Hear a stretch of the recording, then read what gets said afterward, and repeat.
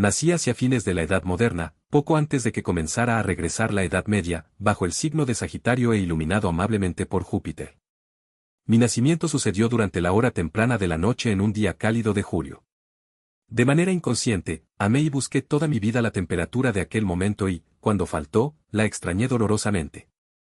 Nunca pude vivir en países fríos y todos los viajes voluntarios de mi vida fueron hacia el sur. Yo era hijo de padres piadosos, a quienes amé con ternura, los habría amado más aún si no me hubieran hecho conocer antes de tiempo el cuarto mandamiento.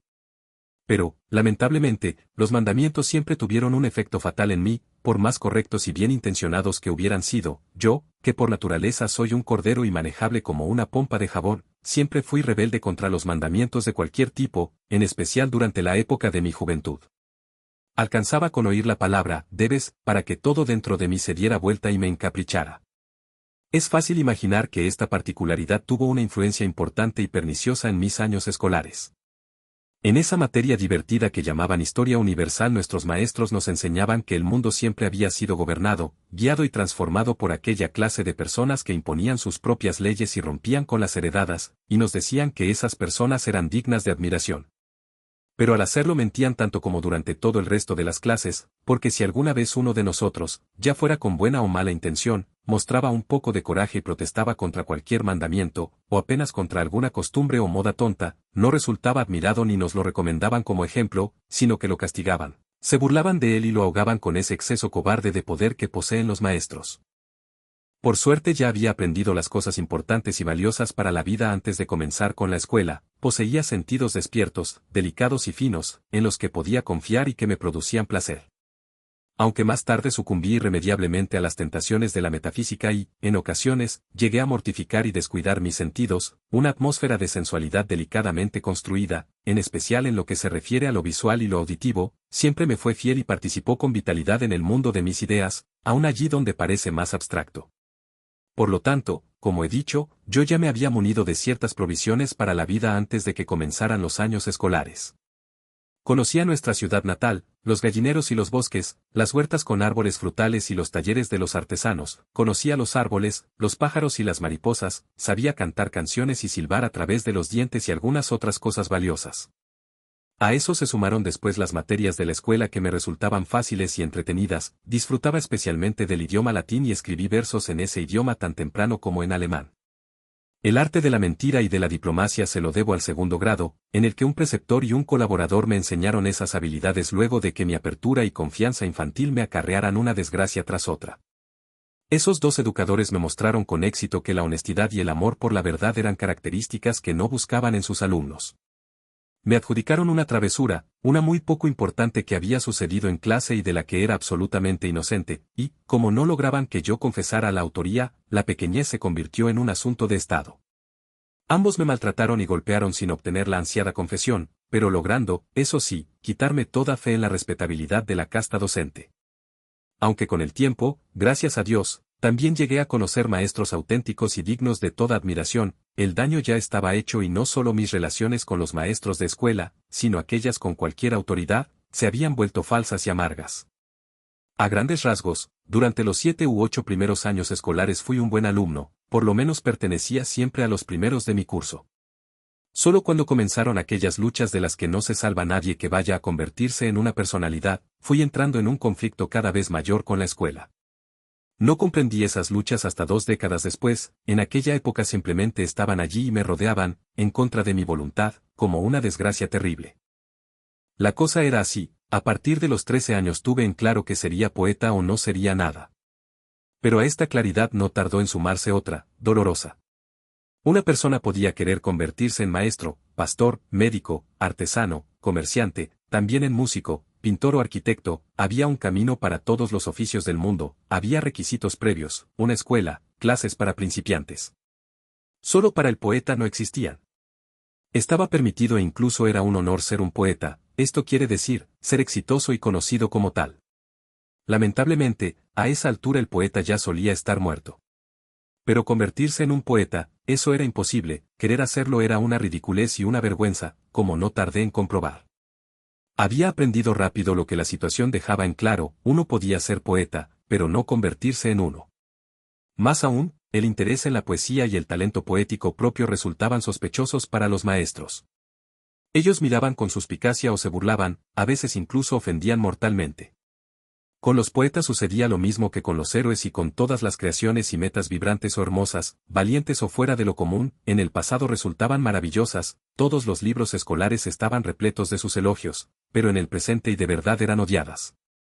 Es más, era probable que los maestros hubieran sido contratados y entrenados justamente para evitar el desarrollo de personas destacadas, libres, e impedir la concreción de hechos grandes y rutilantes.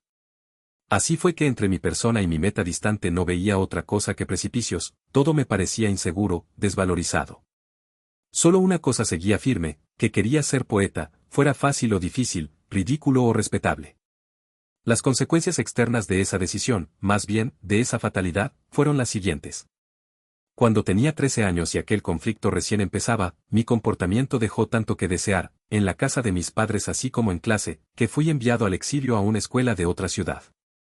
Un año después me convertí en pupilo de un seminario teológico, aprendí a escribir el alfabeto hebreo y me encontraba cerca de comprender que era un Dahech forte implicitum cuando de pronto me atacaron unas tormentas interiores que me obligaron a huir de la escuela monacal, con el consiguiente castigo pesado en un calabozo y la despedida del seminario.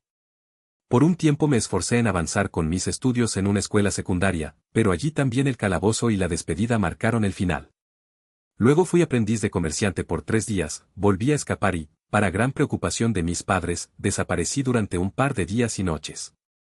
Durante medio año fui ayudante de mi padre, otro medio año fui practicante en talleres mecánicos y en una fábrica de relojes para torres. En síntesis, durante más de 4 años todo lo que emprendía salía irremediablemente mal, ninguna escuela me quería conservar, yo no aguantaba mucho tiempo en ningún oficio. Cada intento de convertirme en una persona útil terminaba en un fracaso, acompañado varias veces por vergüenza y escándalo, con huida o con despidos. Y sin embargo, en todas partes admitían que yo tenía talento e, incluso, una cierta dosis de buena voluntad.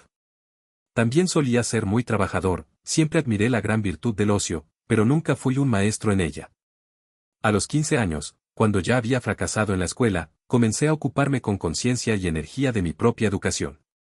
Para mi suerte y placer, en la casa de mi padre se encontraba la imponente biblioteca de mi abuelo, una sala entera repleta de libros viejos que contenía, entre otros, toda la poesía y la filosofía alemana del siglo XVIII.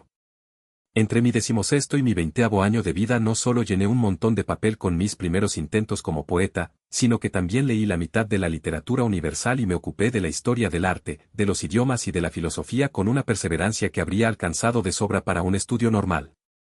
Luego fui vendedor de libros, para poder por fin ganarme el pan por cuenta propia. Siempre tuve una relación mejor con los libros que con el torno y las ruedas dentadas de hierro con las que me había torturado siendo mecánico. En los primeros tiempos, nadar en lo nuevo y novísimo, sí, verme inundado de novedades, resultó un entretenimiento cercano a la embriaguez. Pero claro que después de un rato noté que una vida intelectual solo en el presente, en lo nuevo y novísimo, es insoportable y carece de sentido, que es la relación constante con lo que ya pasó, con la historia, con lo viejo y prehistórico, la que posibilita una vida intelectual. Por lo tanto, una vez que agoté la diversión inicial, tuve la necesidad de abandonar la inundación de novedades y regresar a lo viejo, la satisfice pasando de la librería a un negocio de antigüedades. Sin embargo, solo fui fiel al oficio durante el tiempo en que me hizo falta para subsistir. A los 26 años, a raíz de un éxito literario, también renuncié a ese trabajo. Así que por fin, luego de tantas tormentas y sacrificios, había alcanzado mi meta, por más imposible que hubiera parecido, me había convertido en poeta y, como me parecía, ya había ganado la lucha larga y dura con el mundo. Podía olvidar y sonreír sobre la amargura de los años escolares y de formación, en los que varias veces había estado muy cerca del naufragio, los parientes y amigos que hasta el momento se había desesperado por mí ahora también me sonreían con amabilidad. Yo había vencido y aún lo más tonto y falto de valor que produjera les parecía encantador, así como yo mismo estaba muy encantado con mi propia persona. Solo en ese momento noté la soledad, el ascetismo y el peligro espantosos en los que había vivido año tras año, el aire tibio del reconocimiento me hacía bien y comencé a convertirme en una persona satisfecha. Por un rato mi vida exterior se desarrolló de una manera tranquila y agradable. Tenía mujer, hijos, casa y jardín.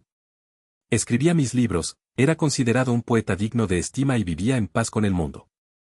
En el año 1905 ayudé a fundar una revista que se dirigía sobre todo contra el regimiento personal de Guillermo II sin que, en el fondo, hubiera tomado en serio esas metas políticas.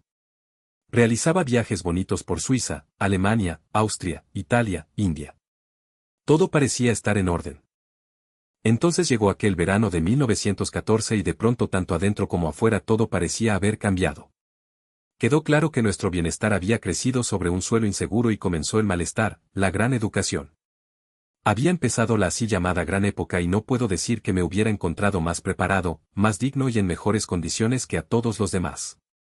Lo que en aquel momento me diferenciaba del resto era únicamente el hecho de que yo carecía del gran consuelo que tenían tantos otros, el entusiasmo.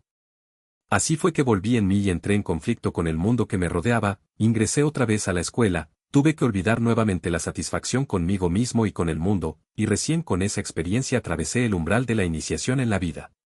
Nunca olvidé una pequeña experiencia de los primeros años de guerra. Yo estaba de visita en un hospital militar, buscando, como voluntario, la posibilidad de adaptarme de alguna manera sensata al mundo trastocado, algo que en ese momento me parecía posible. En aquel hospital de heridos conocí a una señorita entrada en años que antes había vivido holgadamente de sus rentas y que ahora cumplía actividades de enfermera en ese lugar. Me contó con un entusiasmo conmovedor lo feliz y orgullosa que se sentía de poder vivir todavía esta época. Me parecía comprensible, porque esta dama había necesitado la guerra para transformar su vida lenta y puramente egoísta de vieja solterona en una vida activa y un poco más valiosa.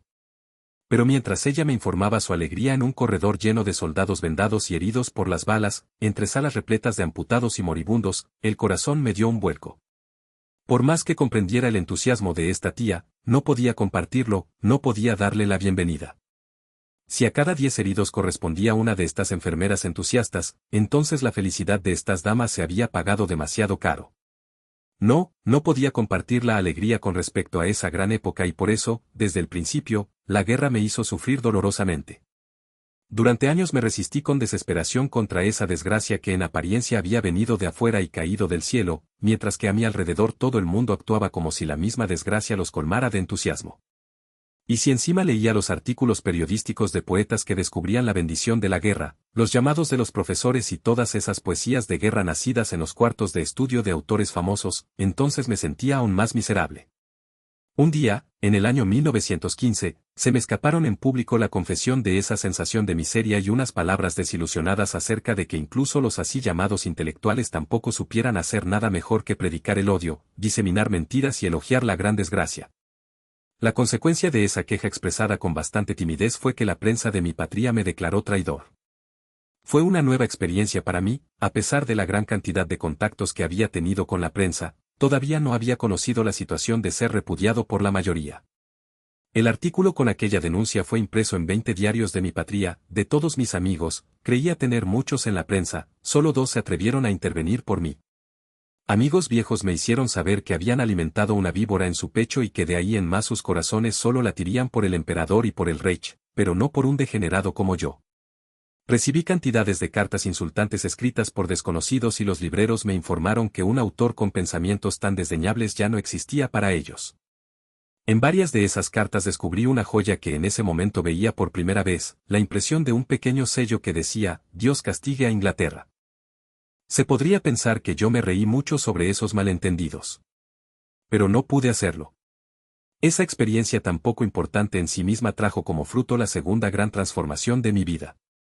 Recordemos, el primer cambio había sucedido en el instante en el que tomé conciencia de que quería ser poeta. De ahí en más, hasta entonces, alumno perfecto ese se transformó en un mal alumno, fue castigado, fue echado, no le hizo bien a nadie. Causó preocupación tras preocupación tanto a sí mismo como a sus padres. Y todo simplemente porque no veía posibilidades de acuerdo entre el mundo así como era, o como parecía ser, y la voz de su propio corazón. Ahora, en los años de la guerra, eso volvía a repetirse. Otra vez me veía en conflicto con un mundo con el que hasta el momento había vivido bien y en paz. Otra vez todo me salía mal, me sentía solo y miserable, todo lo que decía y pensaba era malinterpretado maliciosamente por los demás. Otra vez veía abrirse un precipicio entre la realidad y aquello que a mí me parecía deseable, sensato y bueno. Pero esta vez no me salvé de la introspección. No pasó mucho tiempo y me vi obligado a no buscar más la culpa de mis penas en el exterior, sino dentro de mí mismo. Porque eso lo aceptaba, ninguna persona y ningún dios tenían derecho de acusar al mundo entero de locura y brutalidad, y yo menos que nadie. Por lo tanto, si entraba en semejante conflicto con el movimiento del mundo, dentro de mí debían reinar todo tipo de desórdenes. Y, mira tú, de hecho encontré un gran desorden. No fue ningún placer encarar ese caos en mi interior e intentar poner algunas cosas en su lugar. Sobre todo una cuestión quedó clara, la paz con que había vivido en el mundo no solo había sido pagada demasiado cara por mí, sino que había sido igual de haragana que la paz exterior del mundo. Yo había creído que a través de las luchas largas y difíciles de mi juventud me había ganado un lugar en el mundo y que ahora era un poeta. Pero mientras tanto el éxito y el bienestar habían tenido en mí la influencia común, me había vuelto satisfecho y cómodo y, si me fijaba con atención, casi no se podía distinguir al poeta de un escritor de entretenimiento. Me había ido demasiado bien. Bueno, ahora contaba con suficiente malestar, que siempre es una escuela buena y enérgica. Así aprendí a dejar cada vez más que los asuntos del mundo siguieran su camino y pude ocuparme de mi propia participación en la confusión y la culpa de todo. Hallar esa ocupación en mis escritos es algo que debo dejar en manos del lector. Y todavía hoy albergo la esperanza secreta de que con el tiempo también mi pueblo, no como un todo pero sí a través de muchos individuos despiertos y responsables, lleve a cabo un examen parecido y en lugar de las quejas y las maldiciones contra la guerra maldita y los enemigos malditos y la revolución maldita coloque en su corazón la siguiente pregunta: ¿cómo fui responsable yo mismo? ¿Y cómo puedo volver a ser inocente? Porque uno siempre puede volver a ser inocente si, en lugar de buscar la culpa en los demás, reconoce su dolor y su culpa y los lleva hasta el final. Cuando la nueva transformación comenzó a manifestarse en mis escritos y en mi vida, muchos de mis amigos sacudieron la cabeza. Muchos también me abandonaron. Eso formaba parte del cuadro cambiado de mi vida, así como la pérdida de mi casa, mi familia y otros bienes y comodidades. Fue una época en la que me despedía a diario, y a diario me sorprendía de que también hubiera podido soportar eso y siguiera viviendo y todavía amara algo en esta vida extraña que solo parecía traerme dolores, decepciones y pérdidas. Además, para no olvidarme, también durante los años de la guerra tuve algo así como una buena estrella o un ángel guardián. Mientras me sentía muy solo con mis sufrimientos y, antes de comenzar con mi transformación, no pasaba una hora sin que percibiera a mi destino como infeliz y lo maldijera, fue justamente mi sufrimiento, mi obsesión con el sufrimiento, lo que me sirvió como protección y escudo contra el mundo exterior. Porque pasé los años de la guerra en un entorno asqueroso de política, espionaje, métodos de corrupción y artes de la coyuntura que incluso en aquella época solo se encontraba, de manera tan concentrada, en pocos lugares del mundo. Me refiero a Berna, donde yo vivía en el medio de diplomáticos alemanes, neutrales y enemigos, una ciudad que se había superpoblado de un día para el otro justamente con personal de embajadas, agentes políticos, espías, periodistas, acaparadores y oportunistas. Yo vivía entre diplomáticos y militares y me relacionaba, además, con personas de muchas naciones, incluso enemigas. El aire que me rodeaba era una única red de espionaje y contraespionaje, de soplones, intrigas y gestiones políticas y personales, y durante todos esos años no me enteré de nada. Fui sujeto de escuchas, controles y observaciones, tanto los enemigos como los neutrales y mis propios compatriotas sospechaban de mí, y yo no me daba cuenta de nada. Solo mucho tiempo después supe una que otra cosa sobre aquel tema y no comprendo cómo pude vivir en el medio de aquella atmósfera sin resultar tocado ni dañado. Pero lo había hecho.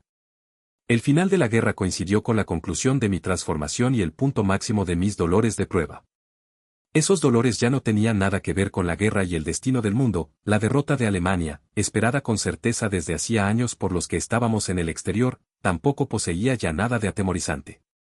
Yo me había hundido completamente en mí mismo y en mi propio destino, aunque a veces tenía la sensación de que se trataba de la suerte general de todo ser humano. Encontraba en mí toda la guerra y todo del deseo de asesinar que había en el mundo, toda la imprudencia, todo su crudo anhelo de disfrutar, toda su cobardía. Perdí primero el aprecio hacia mí mismo, luego el desprecio, no tenía otra cosa que hacer que concluir mi mirada al caos con la esperanza que a veces se encendía, otra se apagaba, de encontrar, más allá del caos, nuevamente la naturaleza, la inocencia. Todo ser humano que despierta y toma conciencia de verdad atraviesa una vez, o varias, ese sendero angosto que cruza el desierto, querer explicárselo a otro sería un esfuerzo inútil. Cuando los amigos se comportaban de manera poco leal, algunas veces sentía tristeza, pero ninguna incomodidad, lo percibía más bien como una confirmación de mi camino. Esos amigos anteriores tenían razón cuando decían que antes yo había sido una persona y un poeta tan simpático y que, en cambio, mi problemática actual era imposible de tragar. En esa época yo ya había dejado atrás las preguntas acerca del gusto o del carácter, no había nadie que comprendiera mi lenguaje. Tal vez esos amigos tenían razón cuando me echaban en cara que mis escritos habían perdido belleza y armonía. Esa clase de palabras solo me hacía reír, que son la belleza o la armonía para aquel que está condenado a muerte, que corre por su vida entre muros que se despeñan. A lo mejor, en contra de lo que había creído durante toda mi vida, tampoco era un poeta y todo el trabajo estético no había sido más que un gran error, ¿por qué no? Tampoco eso importaba ya. La mayor parte de aquello que había visto durante mi viaje a través de mi propio infierno era mentira y carecía de valor, así que tal vez lo era también la ilusión de mi llamado o mi talento. Qué poca importancia tenía todo eso. Y aquello que, lleno de soberbia y alegría infantil, alguna vez había considerado como mi misión, tampoco existía ya. Hacía rato que no veía mi misión o, mejor dicho, mi camino a la salvación, en el campo de la lírica o de la filosofía o de alguno de esos asuntos de especialistas, sino solo en el hecho de dejar vivir su vida a lo poco realmente vital y fuerte que había en mí, solo en la fidelidad incondicional hacia aquello que todavía sentía vivo dentro de mí. Eso era la vida, eso era Dios. Después, cuando esas épocas de gran tensión, de peligro de muerte, pasan, todo se ve de una manera extrañamente diferente, porque los contenidos de aquel momento y sus nombres ya no tienen significado y lo que anteayer era sagrado hoy puede sonar casi cómico. Cuando por fin la guerra terminó incluso para mí, en la primavera de 1919, me retiré a un rincón alejado de Suiza y me convertí en un ermitaño. Como durante toda mi vida, fue una herencia de mis padres y mis abuelos, me ocupé mucho de las sabidurías china e india y porque en parte también expresé mis nuevas experiencias con metáforas orientales, solían considerarme un budista. Yo solo podía reír al respecto, ya que en el fondo no me veía más alejado de ninguna creencia que de esa. Sin embargo, allí había algo cierto, un grano de verdad que solo reconocí un poco más tarde. Si fuera concebible de alguna manera que una persona pudiera elegir personalmente su religión, la nostalgia interior me habría llevado sin dudas a unirme a una de las religiones conservadoras, el confucianismo, el brahmanismo o la Iglesia romana. Pero lo habría hecho por nostalgia de lo opuesto, no por un parentesco innato, porque no solo nací por casualidad como hijo de protestantes piadosos, sino que lo soy por mi espíritu y mi forma de ser, y mi profunda antipatía hacia las manifestaciones protestantes que existen en la actualidad no significa en absoluto una contradicción. Porque el protestante auténtico se rebela contra la Iglesia propia tanto como contra cualquier otra, porque su esencia lo impulsa a aceptar más el camino que la meta. Y, en este sentido, se puede decir que Buda también fue un protestante. Así que, a partir de mi transformación, la fe en mi poesía y en el valor de mi trabajo literario había quedado desarraigada. Escribir ya no me alegraba de verdad. Pero el ser humano debe tener una alegría y también yo, a pesar de todas mis penas, exigía esta satisfacción. Podía renunciar a la justicia, a la sensatez, al sentido de la vida, había visto que el mundo se las arregla perfectamente sin estas abstracciones, pero un poquito de alegría, esa era una de aquellas pequeñas llamas en mi interior en las que todavía creía y con las que pensaba volver a crear el mundo. A menudo buscaba mi alegría, mi sueño, mi olvido en una botella de vino y, varias veces, esta me ayudó, alabada sea por ello. Pero no fue suficiente. Y, fíjate, un día descubrí una alegría totalmente nueva. Ya con 40 años, de pronto, comencé a pintar. No es que me creyera un pintor o quisiera convertirme en uno. Pero pintar es maravilloso, lo vuelve a uno más alegre y tolerante. Al terminar uno no tiene los dedos negros, como cuando escribe, sino rojos y azules. Muchos de mis amigos también se molestan por estos garabatos. No tengo suerte en ese aspecto, siempre que emprendo algo realmente necesario, feliz y bonito, la gente se vuelve desagradable. Ellos prefieren que uno siga siendo lo que era, que no cambie su cara. Pero mi cara se niega, quiere cambiar muchas veces, es una necesidad. Otro reproche que me hacen me parece más adecuado. Dicen que no tengo sentido de la realidad. Tanto las ficciones que invento como los cuadritos que pinto no se corresponden con la realidad. Cuando escribo suelo olvidar todas las exigencias que los lectores cultos hacen frente a un libro de verdad y, sobre todo, de hecho, me falta el respeto a la realidad. Yo considero que la realidad es aquello por lo que menos hay que preocuparse porque siempre está ahí, suficientemente molesta, mientras que cosas más bellas y necesarias reclaman nuestra atención y nuestro cuidado. La realidad es aquello con lo que no podemos estar satisfechos bajo ninguna circunstancia, que jamás debemos idolatrar y admirar, porque es casualidad, es lo que sobra de la vida. Y esta realidad cochambrosa, que siempre desilusiona y aburre, no puede ser cambiada de otra manera que ignorándola, que mostrando que somos más fuertes que ella. En mis ficciones suele faltar el respeto común hacia la realidad, y cuando pinto, los árboles tienen caras y las casas ríen o bailan, o lloran, pero me da igual si el árbol produce peras o castaños, eso casi nunca se puede identificar. Debo aceptar este reproche. Confieso que mi propia vida también me parece muchas veces un cuento de hadas, a menudo siento que el mundo exterior entra en una relación armónica con mi interior que no puedo sino llamar mágica. Algunas veces todavía me sucedieron un par de tonterías. En una ocasión, por ejemplo, manifesté algo inocuo sobre el conocido poeta Schiller y todos los clubes de bochas del sur de Alemania no tardaron en declarar que yo maltrataba las imágenes sagradas de la patria. Pero ahora ya hace años que logro no decir nada que pueda dañar santos o hacer que las personas se pongan rojas de rabia. Considero eso un progreso. Como, por lo tanto, la así llamada realidad no juega un papel muy importante para mí, porque el pasado suele llenarme como si fuera presente y lo presente me parece interminablemente lejano, no puedo separar tan claramente el futuro del pasado y por eso no necesito concluir mi biografía con el día de hoy, sino que puedo dejarla avanzar con tranquilidad. Quiero contar resumidamente cómo mi vida cerró su círculo. En los años que faltaban hasta 1930 escribí algunos libros más, para luego dar completamente la espalda al oficio. La pregunta acerca de si yo podía ser incluido entre los poetas auténticos o no fue analizada en 2 disertaciones de unos jóvenes aplicados, pero no llegaron a ninguna respuesta. El resultado de una minuciosa investigación de la literatura más nueva fue que, en los tiempos modernos, el fluido que da lugar a la aparición de un poeta solo surge en versiones tan extraordinariamente diluidas que ya no es posible constatar la diferencia entre un poeta y un literato. Pero ese resultado objetivo llevó a los 2 doctorandos a conclusiones opuestas. Uno, más simpático, opinaba que una poesía diluida hasta un punto tan ridículo ya no era poesía y que, ya que la simple literatura no era digna de vida, habría que dejar que aquello que hoy se llama poesía muera en paz o muerte silenciosa.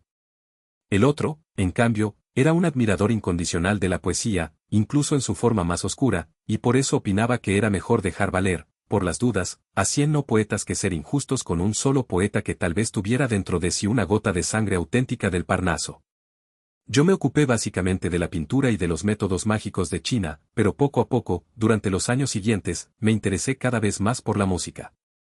La ambición de mis últimos años era escribir una especie de ópera en la que la vida humana, en su así llamada condición real, fuera tomada con poca seriedad, incluso como objeto de burla, pero donde en cambio se resaltara su valor eterno como imagen, como vestimenta fugaz de los dioses. Siempre me sentí cercano a la concepción mágica de la vida, nunca fui un hombre moderno, y siempre consideré el Cuenco Dorado de Hoffmann o incluso el Heinrich von Ofterdingen como libros de aprendizaje más valiosos que todos los manuales de historia universal o natural, y en ellos siempre veía, cuando los leía, fabulaciones encantadoras. Pero ahora había comenzado en mí aquel periodo en el que ya no tiene sentido seguir construyendo una personalidad terminada y diferenciada de forma más que suficiente y en el que, en cambio, surge la tarea de dejar que el preciado yo se deshaga y, debido a su carácter efímero, encuentre un lugar en el orden eterno y extratemporal. Solo me parecía posible expresar estos pensamientos o estados de ánimo vitales a través de los cuentos de hadas y consideraba a la ópera como la forma más elevada de cuento, seguramente porque ya no podía creer en la magia de la palabra en nuestro lenguaje maltratado y moribundo, mientras que la música me seguía pareciendo un árbol vital de cuyas ramas podían brotar, aún hoy, manzanas del paraíso. Quería hacer en mi ópera aquello que nunca había logrado del todo en mis poemas, darle a la vida humana un sentido elevado y encantador. Quería cantar a la inocencia y abundancia de la naturaleza y representar su camino hacia el punto en el que las penas inevitables la obligan a dedicarse a lo espiritual, el polo opuesto y distante, las vibraciones de la vida entre los 2 polos de la naturaleza y el espíritu debían aparecer tan alegres, juguetonas y completas como la tensión de un arco iris. Lamentablemente nunca logré terminar esa ópera. Me sucedió igual que con la poesía. Había tenido que abandonar a esta última luego de admitir que todo lo que me parecía importante decir ya había sido dicho de una manera 1000 veces más pura de lo que yo podría hacerlo en el Cuenco Dorado y en Heinrich von Ofterdingen. Lo mismo pasó con la ópera. En el momento preciso en el que había terminado con los estudios musicales preliminares y con los primeros bocetos de textos, que me habían llevado años, e intenté volver a imaginarme con la mayor nitidez posible el sentido y el contenido auténticos de mi obra, tomé conciencia, de pronto, de que no buscaba otra cosa que lo que tiempo atrás la flauta mágica ya había resuelto maravillosamente bien. Por lo tanto dejé de lado ese trabajo y me dediqué de lleno a la magia práctica.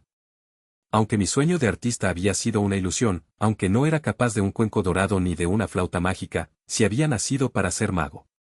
Hacía rato que había avanzado lo suficiente por el camino oriental del Laose y del primer Qin como para reconocer la casualidad y la transformabilidad de la así llamada realidad. Ahora, gracias a la magia, obligaba a la realidad a adaptarse a mis ideas y debo decir que me divertía mucho. Pero también debo admitir que no siempre me restringía a aquel jardín noble llamado magia blanca, sino que de vez en cuando la pequeña llama vivaz también me atraía hacia el lado negro. Con más de 70 años, cuando 2 universidades me acababan de distinguir con el honor de un título honoris causa, fui llevado ante la justicia por utilizar la magia para seducir a una muchacha joven. En la cárcel pedí permiso para pintar, me fue otorgado. Los amigos me trajeron pinturas y otros elementos y pinté un pequeño paisaje en la pared de mi celda. Así que había regresado al arte una vez más y todos los naufragios que yo había sufrido como artista no pudieron evitar que volviera a vaciar la más noble de todas las copas, que, como un niño, volviera a construir delante de mí un pequeño y amado mundo de juguete y que satisficiera en él mi corazón, que volviera a deshacerme de toda sabiduría y de toda abstracción y buscara el placer primitivo de la concepción. Así que volví a pintar, mezclé colores y mojé pinceles, bebí una vez más, con toda la fascinación, esas magias interminables, la nota clara y alegre del bermellón, la nota plena y pura del amarillo, la nota profunda y conmovedora del azul, y la música de su combinación hacia el gris más alejado y pálido. Me dediqué con felicidad, como un niño, a mi juego de creación y, como dije, pinté un paisaje en la pared de mi celda. Ese paisaje incluía casi todo lo que en la vida me había dado alegrías, ríos y montañas, mar y nubes, campesinos durante la cosecha y una cantidad de otras cosas bonitas que me alegraban. Pero en el medio del dibujo avanzaba un tren muy pequeñito. Se dirigía hacia una montaña y ya estaba metiendo la cabeza adentro, como un gusano en la manzana, la locomotora había entrado en un pequeño túnel y de su abertura oscura salía humo en forma de nubecitas. El juego no me había fascinado nunca tanto como esta vez.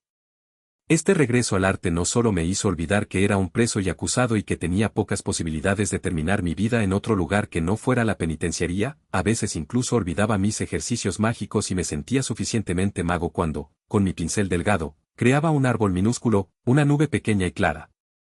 Mientras tanto, la así llamada realidad de la cual, de hecho, ahora me había separado del todo, se esforzaba por burlarse de mi sueño y volver a destruirlo. Casi todos los días me venían a buscar y me llevaban, custodiado, a una habitación especialmente antipática. En medio de mucho papel estaban sentadas unas personas antipáticas que me cuestionaban, no querían creerme, me gritaban, me trataban ya como a un niño de 3 años, ya como a un criminal aguerrido. No hace falta haber sido acusado para conocer el mundo extraño y realmente infernal de los estudios de abogados, los papeles y las actas. De todos los infiernos que el hombre ha tenido que crear para sí mismo, este siempre me pareció el peor. Solo hace falta que quieras mudarte o casarte, solicitar un pasaporte o un certificado de nacimiento, y ya te encuentras en el medio de esa tortura, debes soportar horas amargas en los ambientes sin aire de ese mundo de papeles, recibes preguntas y gritos de personas aburridas y a la vez apuradas, infelices. Solo te topas con descreimiento ante los dichos más simples y verdaderos. Bueno, todos saben de qué hablo. Me habría ahogado y podrido en ese infierno de papel hacía ratos y, todos los días, los colores no me hubieran vuelto a calmar y alegrar, si mi pintura, mi pequeño paisaje hermoso, no me hubiera devuelto el aire y la vitalidad. En una ocasión me encontraba parado delante de la pintura, en mi prisión, cuando volvieron a llegar los guardias con sus citaciones aburridas y queriendo separarme de mi trabajo feliz. Entonces sentí cansancio y algo así como náuseas ante todo el movimiento y toda la realidad tan brutal y banal. Me parecía que había llegado el momento de poner fin a esa tortura. Si no me permitían jugar a mis inocentes juegos infantiles sin ser molestado, debería recurrir a aquellas artes más serias a las que había dedicado algunos años de mi vida. Sin magia no se podía soportar este mundo. Recordé la instrucción china, retuve la respiración durante 1 minuto y me liberé de la ilusión de la realidad. Pedí amablemente a los guardias que tuvieran un segundo más de paciencia, ya que debía subir al tren de mi pintura y revisar algo allí. Se rieron como era su costumbre, porque pensaban que no estaba en mis cabales. Así que me achiqué y entré en mi pintura, subí al trencito y viajé con él hacia el interior del pequeño túnel negro. Durante un rato aún fue posible ver el humo en forma de nubecitas que salía del agujero redondo, luego el humo se dispersó, y con él la pintura entera, y con ella, yo. Los guardias quedaron atrás, muy turbados. 1925. Copyright 1945 by Fred Sivasmuta G. Zurich. Renewal Copyright 1973 by Einer S. All rights reserved by Surkamp Verlag Frankfurt am Main.